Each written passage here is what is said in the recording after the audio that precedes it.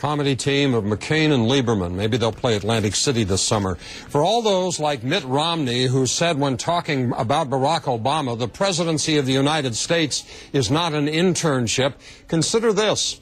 The young guy with not nearly as much political experience is on the verge now of toppling one of the most powerful political names of the last 50 years, Hillary Clinton.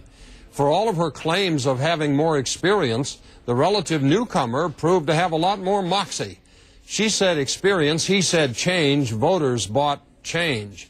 He planned beyond Super Tuesday, paid attention to the caucuses. She pretty much ignored the caucuses, assumed that she'd be the nominee the day after Super Tuesday.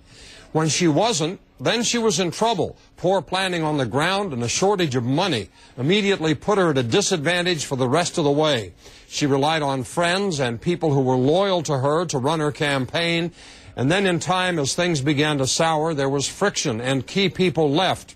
Her husband hurt her, some say a lot. And as things grew worse, she grew more desperate.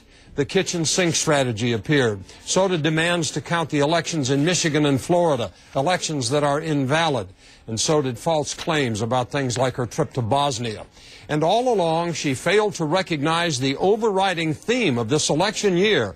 The people in this country are sick and tired of their government. They want change.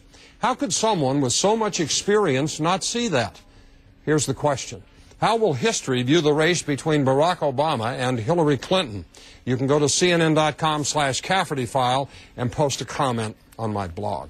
Question this hour is, how will history view the race between Barack Obama and Hillary Clinton?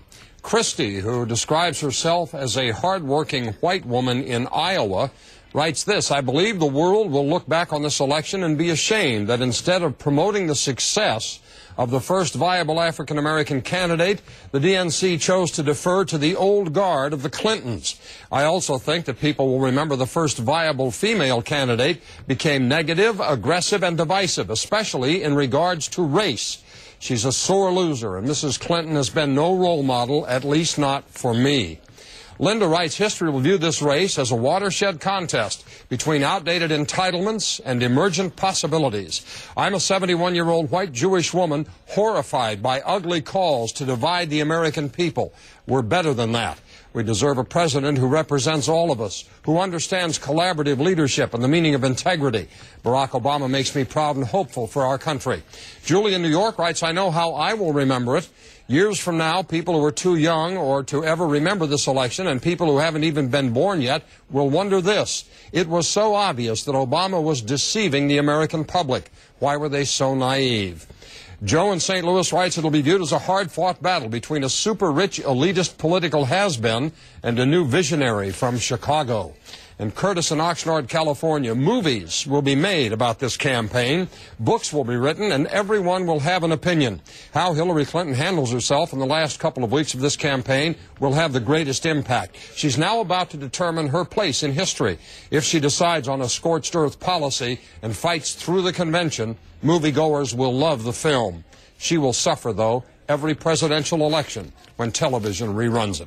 If you didn't see your email here, you can go to my blog. It's at CNN.com/Cafferty file. We are hearing from thousands of you this Friday.